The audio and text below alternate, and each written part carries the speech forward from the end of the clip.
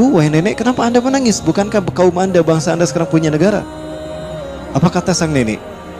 Benar apa yang dikatakannya. Tapi berdasarkan nas-nas dalam Taurat, bangsa Zionis Yahudi, bangsa Yahudi tidak akan pernah lama merasakan kemerdekaannya setelah hari ini, kecuali hanya 76 tahun saja.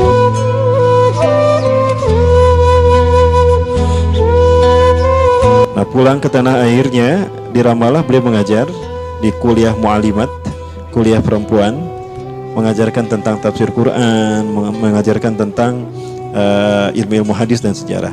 Nah, beliau mencatat berdasarkan matematika Quran dan nubuah Quraniyah yang disampaikan Allah dan Rasulnya, berdasarkan hadis juga, disusunlah beberapa poin yang menjadi alasan dia mengatakan Israel akan hancur 2022.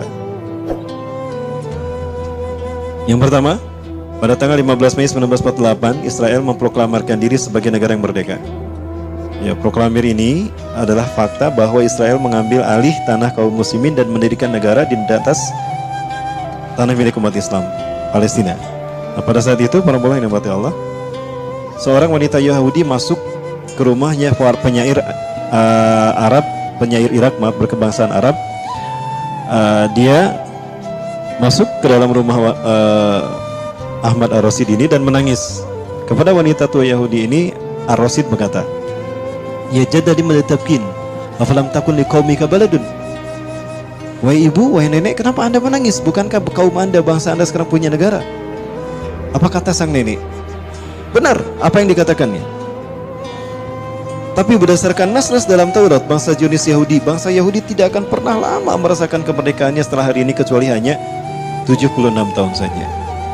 76 tahun itu disebutkan di dalam Taurat versi mereka. Sekali lagi, ini Bani Israel, Israiliyat. Nah, kalau kayak kita lihat, para mulai rahmati Allah, pada tanggal 15 Mei 1948 itu bertepatan dengan tahun 1367 Hijriah. Artinya di tahun 1367 Hijriah, Israel memproklamirkan berdiri negara mereka di tanah Palestina.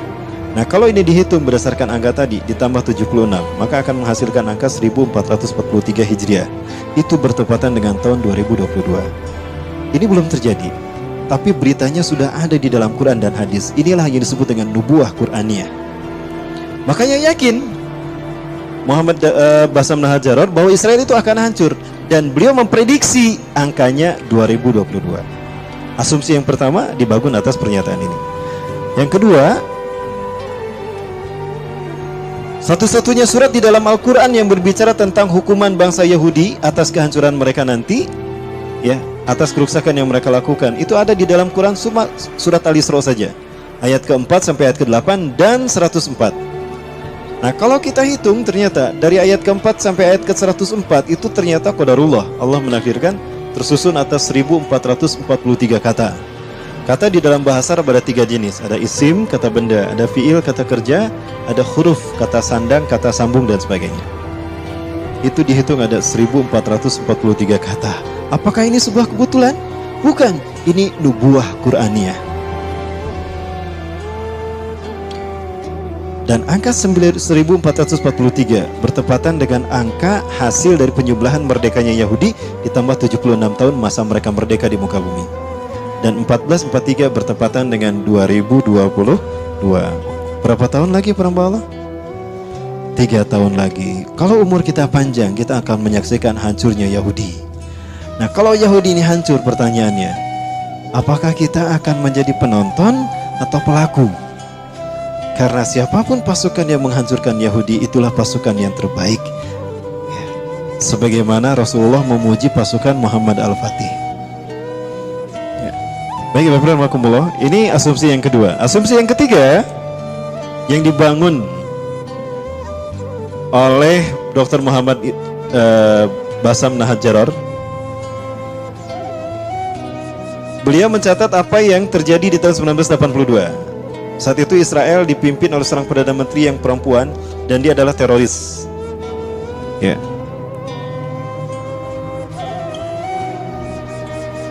Ada satu namanya terorisnya. Dia nama terorisnya yang kelompok yang sangat radikal, ekstrim dan kejam. Nah, Menachem Begin.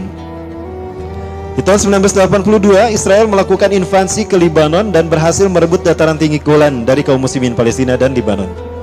Akhirnya apa? Dataran tinggi Golan dipegang oleh mereka. Ya, saat itu dalam ceramahnya Menahem Begin berkata, berdasarkan nas-nas dalam Taurat, sesungguhnya Israel hanya akan menikmati masa kemerdekaan mereka setelah tahun ini hanyalah 40 tahun saja di muka bumi ini. Saat itu tahun 1982 tambah 40 berapa? 2022. Para sekalian, sama. Saat itu tahun 1982 tambah 40 berapa? 2022. Para sekalian, sama dengan angka yang tadi. Nah, yang keempat, dan ini juga menarik, mudah-mudahan Allah mewujudkannya, mudah-mudahan. Ya, kenapa kita masih mengatakan mudah-mudahan? Ini nubuah pemberitaan. Waktunya hanya Allah yang tahu. Itu sifatnya nubuah. Ya, kalau disebutkan angkanya bukan nubuah namanya. Baik, para sekalian, apa yang keempat terkait dengan komet Halley. Ya. Dalam mitos yang diyakini oleh bangsa Yahudi, datangnya komet Halley itu mengisyaratkan dua hal. Ya, mengisyaratkan dua hal. Apa dua hal tadi? Hancurnya satu bangsa dan lahirnya satu bangsa. Nah, Allah menakdirkan ternyata qadarullah, komet Halley itu melintas setiap 76 tahun sekali.